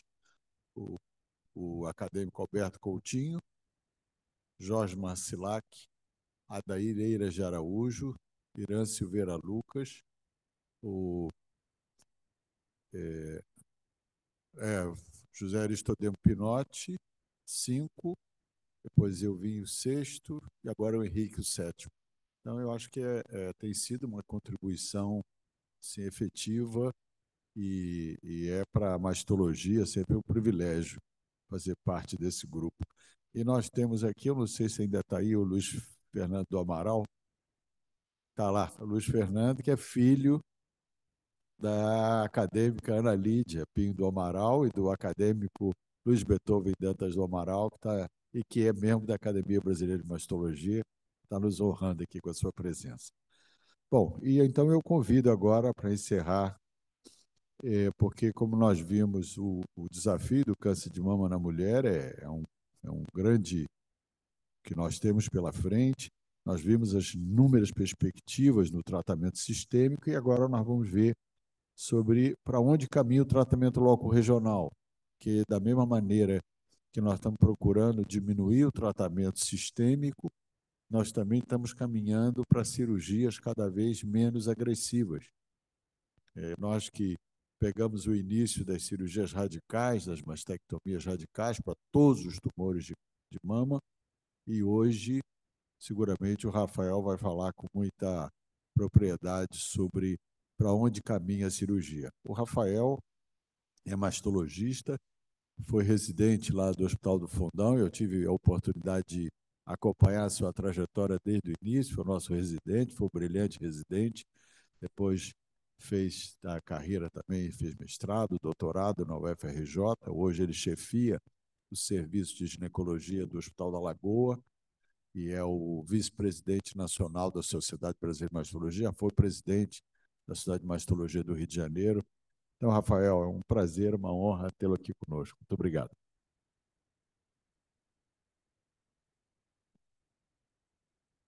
Obrigado, Pedro.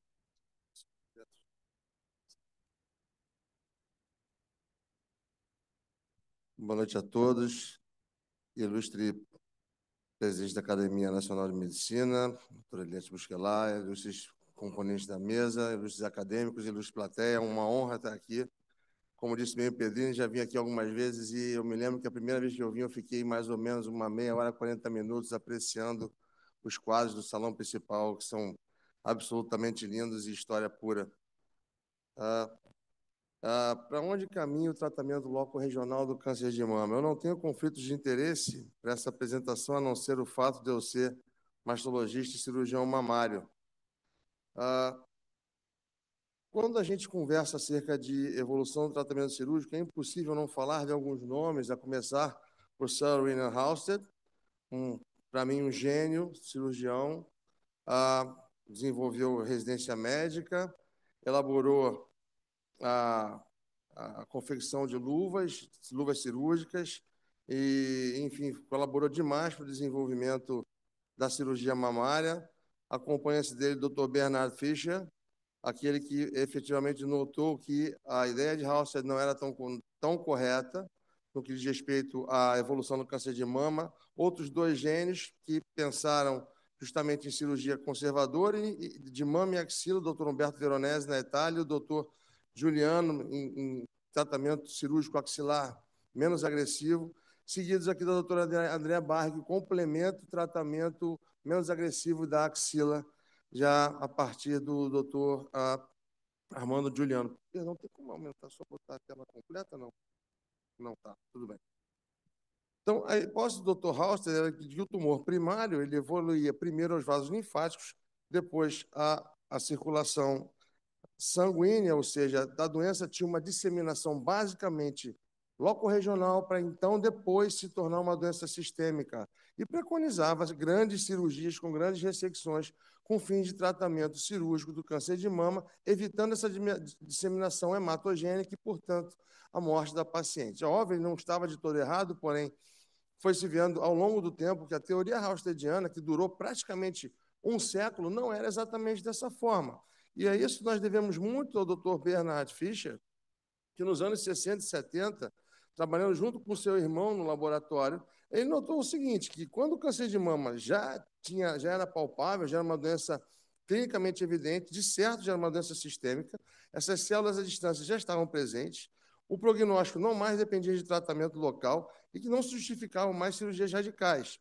Dessa forma, iniciou-se a introdução do tratamento sistêmico com quimioterapia. Isso também se acompanhou na Itália com o Dr. Bonadonna. Enfim, pensando em tratamento cirúrgico mais conservador, a gente deve muito ao Dr. Umberto Veronese, que com um trabalho Milão 1, com 701 casos de pacientes tumores T1, axila negativa, essas pacientes eram, então, submetidas a tratamento conservador ou mastectomia radical, tratamento conservador esse associado à radioterapia. E essas pacientes, apesar de ter uma recidiva local um pouco maior, mas era extremamente tolerável, como estatisticamente não de maneira extrema significativa, a recidiva local era maior, mas não mudava em termos de metástase à distância e nem a mortalidade dessas pacientes fazia cirurgia maior. Ou não, ou seja, estava iniciando-se o tratamento menos agressivo da mama com cirurgias conservadoras.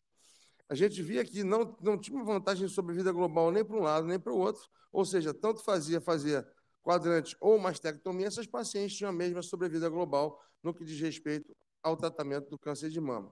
Pulando um pouquinho mais à frente, por que eu estou falando do passado? Porque para a gente entender para onde caminha o tratamento do câncer de mama, precisamos entender um pouco de onde é que ele veio.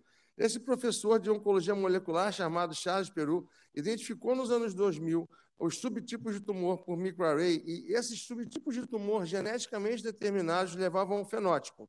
E esse fenótipo tumoral tinha comportamentos e prognósticos completamente diferentes. E é esse tratamento que se faz hoje do câncer de mama é baseado por completo no tratamento que o Dr. Charles Peru, na classificação que o Dr. Charles Peru trouxe nos anos 2000. Então, como o Pedrini disse, antigamente a gente dizia se era câncer ou não. Agora você tem que dizer qual câncer que é, qual subtipo de câncer de mama é e qual é o comportamento dele. E o tratamento muda por completo a depender do subtipo, fenótipo que a paciente apresenta, baseado na genética desses tumores. Então, por técnica de microarray, a gente consegue diferenciar alguns fenótipos, aqueles tumores de receptor hormonal positivo, com expressão ou não de HER2, HER2 puro ou triplo negativo. E no plano de corte hoje, a gente fala de 14% ou 20% do índice de proliferação celular, que é o QIMEA-7, em Sangara, em 2013, a gente trouxe para 20% desse plano de corte, porém, o de 14% é amplamente aceitável também. Quando nós conversamos, então, acerca de tratamento, a evolução do tratamento do câncer de mama, primeiro nós precisamos saber que o tratamento cirúrgico da mama e da axila vem mudando. E nós temos um norte no tratamento hoje, sobretudo com a evolução do diagnóstico precoce. Quando nós falamos em evolução da abordagem das lesões subclínicas, em função justamente do aumento desse diagnóstico precoce, o método clássico de abordagem de marcação dessas lesões é o fio metálico, clássico, realizado desde os anos 70. A marcação pode ser feita por mamografia e ultrassom ou por ressonância, nesse caso se usam fios de titânio, com quase 100% de marcações adequadas. Entretanto, na ressecção, nós sabemos que a taxa de margens comprometidas pode chegar até 50%, e ele tem um problema, o fio metálico. Ele pode migrar na marcação, migrar durante a cirurgia, ele pode ter mau posicionamento, ser transfixado, e há relatos, inclusive, de pneumotórax causado por fios metálicos. A marcação feita por mamografia está bem evidente nesses dois slides aqui, e a peça cirúrgica, aqui no lado esquerdo, é como fica a peça cirúrgica radiografada pós-cirurgia.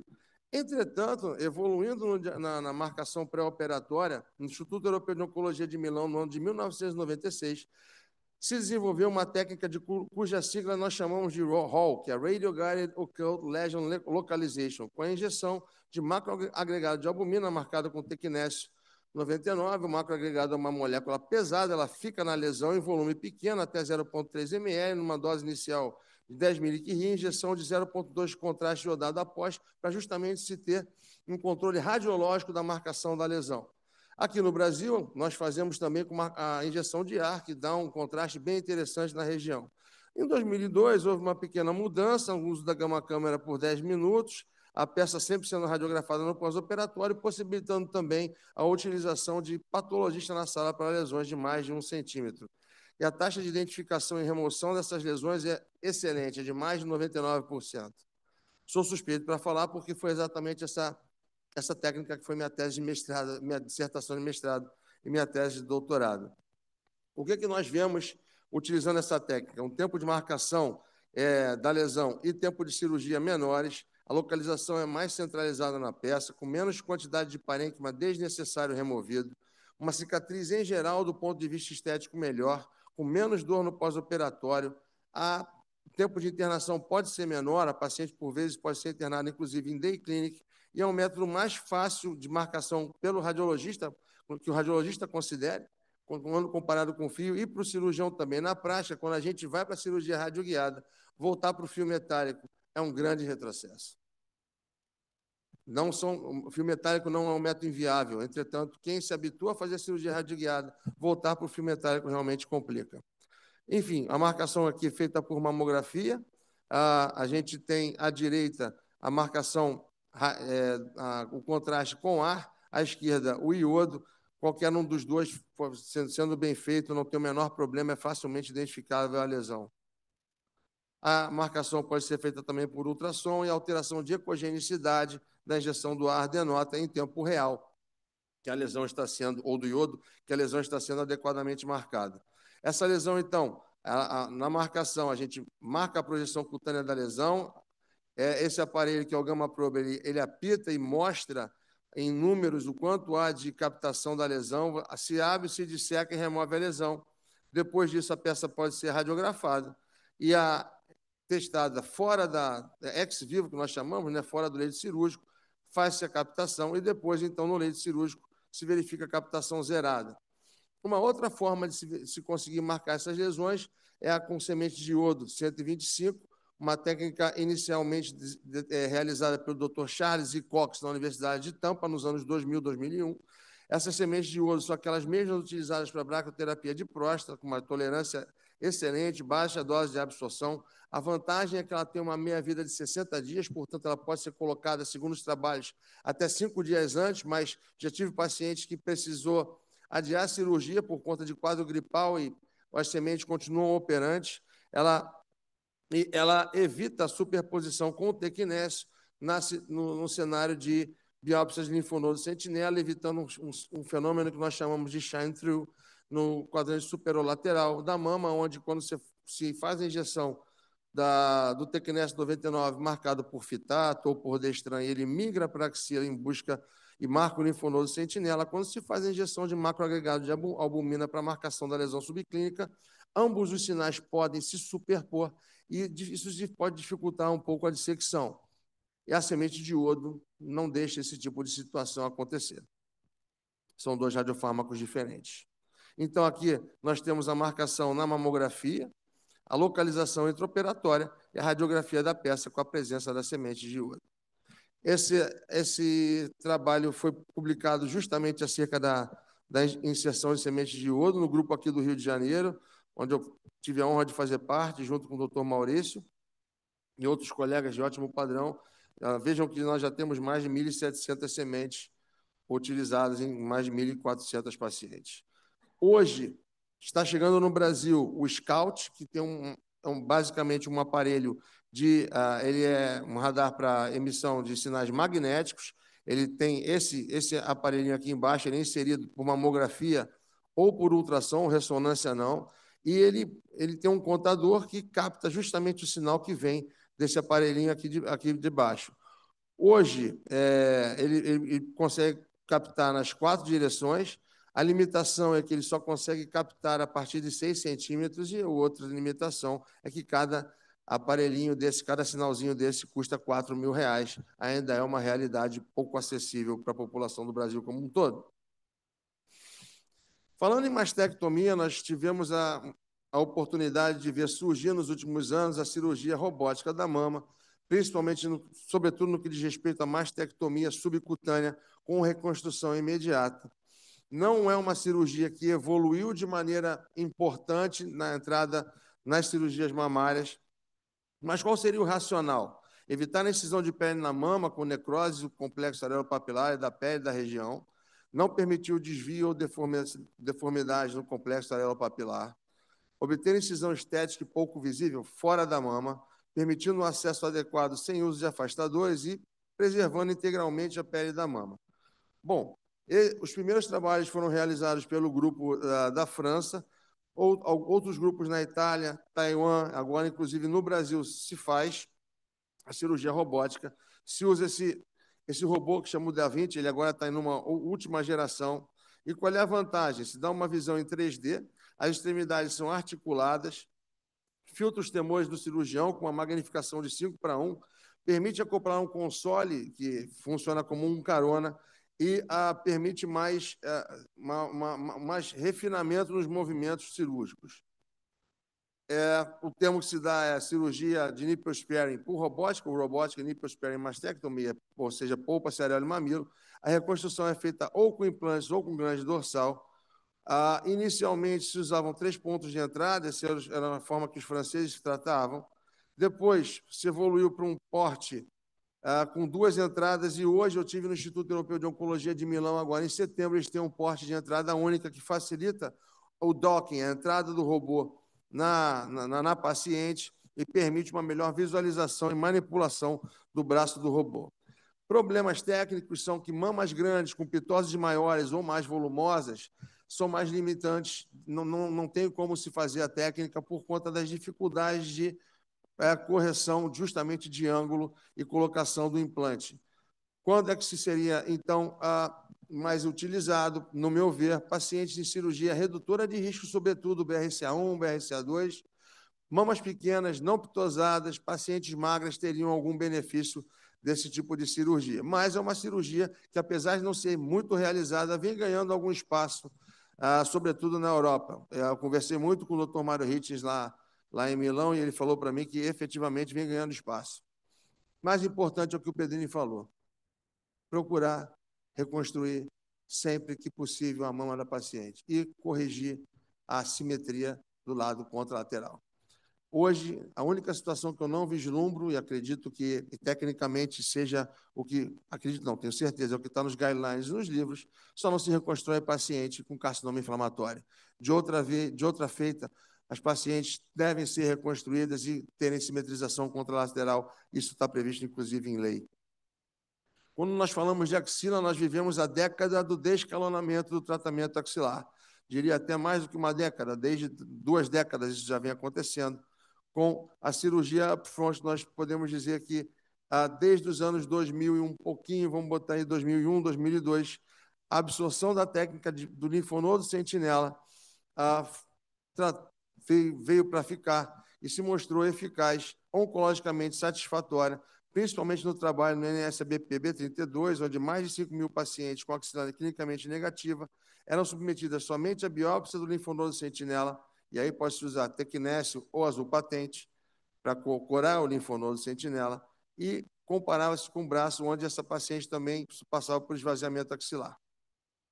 A sobrevida global ao livre de doença, em 95 meses de acompanhamento, foi semelhante, com menos linfedema nas pacientes que passaram pelo tratamento do linfonodo sentinela apenas, um falso negativo de 9,8%, quando o linfonodo só removido era de 17%, entretanto, na maioria dos casos, eram alguns linfonodos removidos, com uma recorrência loco-regional extremamente baixa no follow-up de 8 anos, de 0,7%. Vejam que outros trabalhos mostraram a acurácia sensacional do método da pesquisa do linfonodo sentinela, de mais de 97%, com falso negativo extremamente baixo, exceção feita a um trabalho que saiu um pouco de curva. A gente vê aqui uma meta-análise de 48 estudos, NSABP-B32, e o estudo de Milão, uma recorrência axilar muito baixa. Ou seja, a pesquisa do linfonodo sentinela é oncologicamente segura, não se precisa esvaziar a axila no upfront naquelas pacientes com axila negativa, onde o linfonodo sentinela foi negativo. Essa foi a primeira mensagem que nós trouxemos. A seguir, nós tivemos a evolução do estudo da COSOG Z011, capitaneado pelo Dr. Armando Giuliano, onde pacientes T1 ou até T2 com axila negativa, sem metástase à distância, submetidas à cirurgia conservadora e tratamento oncológico sistêmico e radioterapia, que tivessem até 2 linfonodos positivos, elas eram randomizadas a prosseguir esvaziamento ou não, só acompanhar. Era um estudo de fase 3, cujo objetivo primário era verificar se a sobrevida global em 10 anos naquelas pacientes, no braço de estudo, não o braço padrão, era não inferior ao tratamento padrão. Ou seja, não esvaziar impactava muito bem. O que se verificou? Que a sobrevida global dessas pacientes que esvaziavam a axila ou não em cenário de paciente, cirurgia conservadora, radioterapia, tratamento sistêmico, quando comparados, esvaziaram ou não até 2 linfonodos positivos, não tinha diferença. E vejam que a recidiva axilar também não apresentava diferença. Ou seja, cirurgia upfront, paciente com axila negativa, clinicamente, até 2 linfonodos positivos, sentinela, não tem necessidade de esvaziamento em cenário de cirurgia conservadora, que vai passar por radioterapia e tratamento sistêmico. Entretanto, logo depois veio o estudo Amaros, que incluiu, inclusive, pacientes com mastectomia, onde, naquelas pacientes no mesmo quadro, que tinham linfonodo sentinela positivo, ou elas passavam por radioterapia ou por esvaziamento. Se verificou o quê? A sobrevida global é livre de doença. Naquelas pacientes que irradiavam, não passavam e só fazia radioterapia, ou seja, era a mesma do que quando a paciente não passava pelo tratamento maior. Não faz o menor sentido, mesmo no cenário de mastectomia, portanto, se fazer tratamento mais agressivo na axila nesse cenário upfront. Outros trabalhos vieram depois e que mostraram que a sobrevida global é livre de doença nesse mesmo cenário de pacientes, onde fazia-se um tratamento menos agressivo na axila, quando comparado com o esvaziamento axilar, não havia mudança em sobrevida global e nem em sobrevida livre de doença. Indo um pouco além, mostrando agora trabalhos mais recentes, incluindo o Cenomac, que foi apresentado recentemente em San Antônio e publicado, a gente tem uma taxa de doença residual em axila, isso visto no braço das pacientes que esvaziaram, que chega até 34,5%, mas quando elas são submetidas ao tratamento padrão de químio, rádio e endocrinoterapia, a recorrência nodal é mínima e de alguma maneira, esse tratamento destrói essa doença residual, e isso não tem impacto em sobrevida global, nem sobrevida livre de doença. Portanto, não tem o menor sentido ser agressivo com a axila dessas pacientes nos dias de hoje. Desculpa, já vou acabar, falta pouquinho. No cenário pós-quimioterapia neoadjuvante, nós sabemos que naquelas pacientes que eram clinicamente negativas à axila pré-QT e continuaram pós-QT, a realização do linfonodo sentinela pós-quimioterapia, ele é segura a técnica e se busca esvaziar a axila somente realmente se encontrar micrometástases ou macrometástases residuais pós-quimioterapia. Células tumorais isoladas não, por conta do tempo. Eu não trouxe aqui o estudo Ícaro, que mostra que células tumorais isoladas pós-quimioterapia não muda a sobrevida livre de doença global da paciente. Quando a paciente é C1 e vai a CN0, essas pacientes, em 3 trabalhos, nós verificamos que a taxa de identificação é adequada e que se nós removemos pelo menos, idealmente, 3 linfonodos e se faz dupla marcação, a taxa de falso negativo se aproxima do falso negativo do NSABP B32, que é aquele que trouxe à luz a realização da biópsia do linfonodo sentinela upfront, e com o falso negativo nesse nível, é tolerável, é factível se realizar a pesquisa do linfonodo sentinela pós-quetenel, se corando, utilizando duplo meio de marcação, azul patente e tequinésio, se corando idealmente 3 ou mais linfonodos captantes, ou se coram, ou se captam 3 linfonodos, eles devem ser removidos, ideal, em número mínimo de 3. Hoje, há estudos que mostram que esses linfonodos pré-QT positivos podem ser clipados e, quando eles são removidos, clipados, sendo os linfonodos sentinela, a taxa de falso negativo cai a 1,4%. Só que utilizar o clipe não é tão simples assim. Conforme esse trabalho brasileiro, do qual tive a oportunidade de participar, mostrou, quando o linfonodo sentinela é marcado e é clipado, deixa de ser localizado em 22% a 37% dos casos, essas pacientes acabam tendo que passar por dissecção axilar, o que para mim é um contrassenso. E essas pacientes que fazem o tratamento com quimioterapia e depois fazem linfonodo sentinela, elas vão bem? Esse trabalho, ou não? Esse trabalho aqui do Instituto Europeu de Oncologia de Milão, capitaneado pela doutora Sabina Keller Fontana, acompanhou 688 pacientes de T1 até T3, N1 e N2, em 10 anos de follow-up, só utilizando tequinésio, sem clipar ninguém, sem a necessidade de remover 3 ou mais linfonodos, e verificou-se que tanto em sobrevida global quanto em sobrevida livre de doença à distância, essas pacientes têm uma evolução extremamente satisfatória, ou seja, é um tratamento oncologicamente factível. E agora, nos últimos anos, nós temos discutido justamente não fazer nada na axila. Quando é que, então, a gente pode omitir a abordagem axilar? 2 trabalhos maiores, o estudo SOUND, o estudo INSEMA. Trago aqui o SOUND, que é um estudo um pouco maior, que tem mais, enfim, até pelo tempo, ele tem mais impacto, que traz mais de 1.400 pacientes submetidas a tratamento conservador e radioterapia, e tratamento conservador e biópsia linfonodo sentinela com ou sem esvaziamento axilar.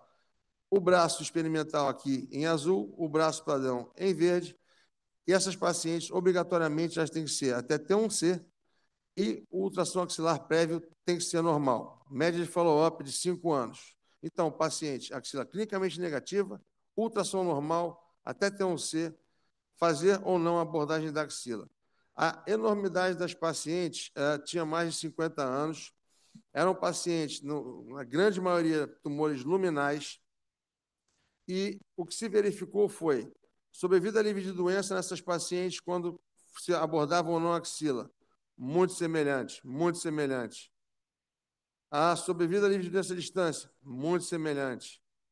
E a sobrevida global, muito semelhante. Lembrando aqui, e repito, que nós temos um viés de seleção de pacientes luminais e com mais de 50 anos nesse estudo. E isso também vale para o estudo em SEMA. E, finalizando, a ASCO, então, publicou muito recentemente um guideline de abordagem da axila das pacientes, e elas colocam justamente que as pacientes com mais de 50 anos, axila clinicamente negativa, tumores luminais e ultrassom normal, há que se pensar de não fazer abordagem axilar nessas pacientes. Nós já tínhamos um Choosing Wisely americano falando de pacientes de mais de 70 anos, tumores luminais, axila clinicamente negativa, de não abordar a axila porque isso não muda o tratamento adjuvante. E agora a ASCO lançou, estendendo para mais de 50 anos. Há que se pensar. O que nós buscamos? Precisão, personalização, aí a menor cirurgia possível, o melhor resultado possível. Obrigado.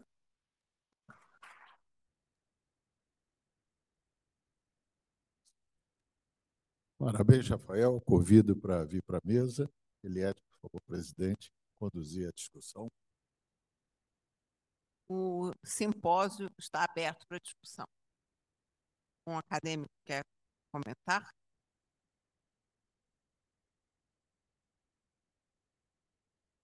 Eu, pessoalmente, não sei como é que eu me sinto depois disso, porque é realmente uma discussão que, para uma mulher, é muito difícil, sinceramente.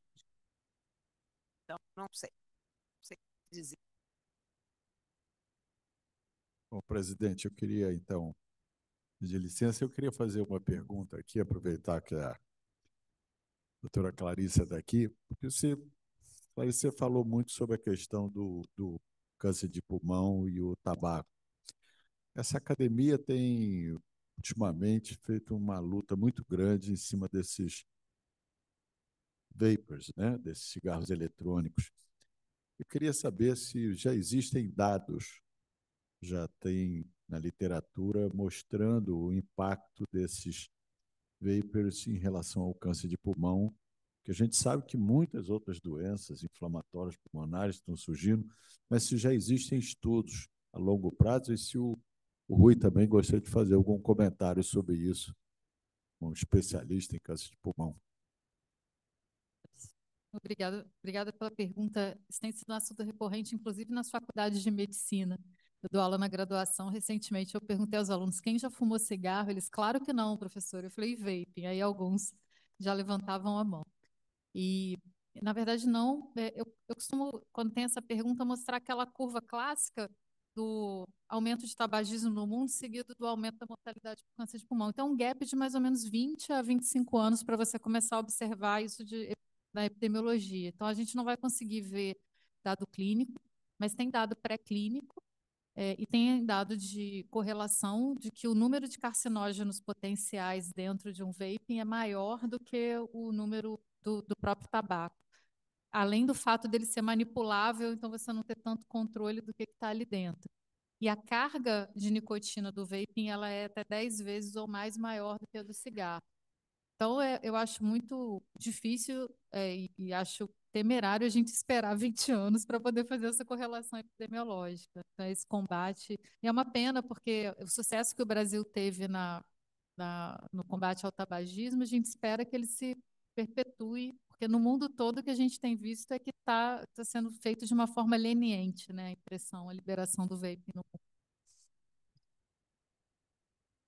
Rui, gostaria de acrescentar alguma coisa nesse tema? Não? Não, é como disse, essa casa foi o Maurício. presidente Marcos Moraes. Pode Henrique. continuar, Maurício. Não, só para falar que essa casa, o presidente Marcos Moraes e depois o próprio presidente Jorge Alberto foram grandes, lutaram muito nessa questão do tabaco e nós vimos os números do decréscimo, né, do tabaco no Brasil e agora a gente está vendo e de uma forma sempre com aquela propaganda de que faz menos mal e que ajuda a parar de fumar e é uma falácia, definitivamente não, é uma droga muito mais grave. Agora na Academia Francesa de Medicina, isso foi um dos temas da discussão que foi apresentado lá, a acadêmica Margarete Dalcon mostrou com muita clareza todos esses números muito elevados dessa intoxicação que está se causando e seguramente nós esperamos que muito cedo isso já venha a público e traga cada vez mais uma promoção para que a gente consiga controlar isso. Henrique. Na verdade, Maurício, é só um comentário, né, já caminhando para o final do nosso simpósio, mas é uma constatação de como é que as coisas mudaram um pouco de rumo em relação à abordagem do câncer de mama, né? Nós ouvimos aqui a doutora Mariana trazer mensagens importantes relacionadas ao diagnóstico, mais no sentido de orientar até o tratamento, né? De identificar caminhos para poder personalizar cada vez mais e customizar o tratamento do câncer de mama, né? A doutora Clarice trouxe também até uma certa inter-relação entre alguns cânceres, mostrando a importância dessa matéria da oncologia para o mundo como um todo, né? Como é que realmente a incidência de câncer de mama tem aumentado e vai aumentar cada vez mais com o envelhecimento da população. O Pedrini acho que trouxe uma mensagem para a gente também importante, no sentido de que o câncer ele vai sendo abordado cada vez mais como uma doença crônico-degenerativa, ou seja, alguma coisa em que as estratégias de tratamento vão mudando ao longo da vida, dependendo da dificuldade que for aparecendo. E existem muitas armas hoje para realmente ir vencendo a doença a cada etapa e a cada manifestação com que ela chega, né? Com que ela traz. E acho que também o Rafael traz uma mensagem que talvez seja, no meu modo de entender, a mais importante. Eu já mencionei isso aqui em outros eventos na academia anteriormente. O professor Humberto Veronese, né, que era uma grande liderança na área da mastologia, com o qual muitos de nós aqui trabalhamos no passado, ele dizia que durante muitos anos o tratamento do câncer de mama deveria ser o máximo tratamento tolerado pela paciente. E hoje, cada vez mais, até por tudo que nós vimos e ouvimos aqui, o tratamento para o câncer de mama deve ser o mínimo necessário para controlar a doença. Acho que isso é uma mudança de paradigma muito grande e aponta realmente para uma nova fase na abordagem dessa doença. É mais esse comentário, mais do que uma questão, na verdade.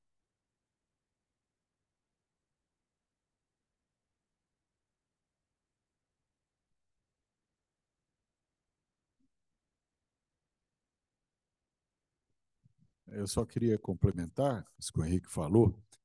Eu agora, nesse congresso que vai ter na China, semana que vem, eu fui convidado para fazer uma conferência, nós escolhemos um tema e eu aproveitei esse tema que tem sido também muito discutido aqui na academia, que é a questão de fatores ambientais, poluição e o câncer. Eu preparei uma aula sobre esse tema, sobre disruptores hormonais e ambientais e o risco global de câncer de mama. E no levantamento que eu fiz, até porque vai ser exatamente durante a COP, vai ser na época da COP. Eu até cito no início da aula essa coincidência da COP 30 aqui no Brasil, na mesma época, e o que eu achei interessante que nos estudos que eu levantei, no final eles falam que, seguramente, apesar do grande esforço do rastreio precoce do câncer de mama, a incidência tem se mantido mais ou menos estável no mundo. E eles atribuem esse não declínio à questão ambiental, a fatores poluentes ambientais. Aí entram os pesticidas, é um assunto que poluição ambiental, a mudança do clima, aquecimento global, uma série de fatores, além dos fatores xenobióticos, os fatores externos que nós estamos incorporando com alimentação, com alimentos, poluição, e que seguramente esses fatores ambientais estão aumentando a incidência, quer dizer, não, o screening não está sendo suficiente para baixar essa incidência, porque está havendo um aumento devido a fatores possivelmente ambientais. Então, no final, o último slide da minha aula é dizendo que a prevenção do câncer passa por um controle ambiental também. Quer dizer, é preciso que haja um controle ambiental para que a gente consiga efetivamente reduzir a incidência. E eu acredito que isso não se restrinja ao câncer de mama. Isso vale para todos os tipos de cânceres, porque cada vez está mais claro a relação do ambiente, e seguramente a presidente vai ver muito isso lá na COP esse ano. É isso, presidente.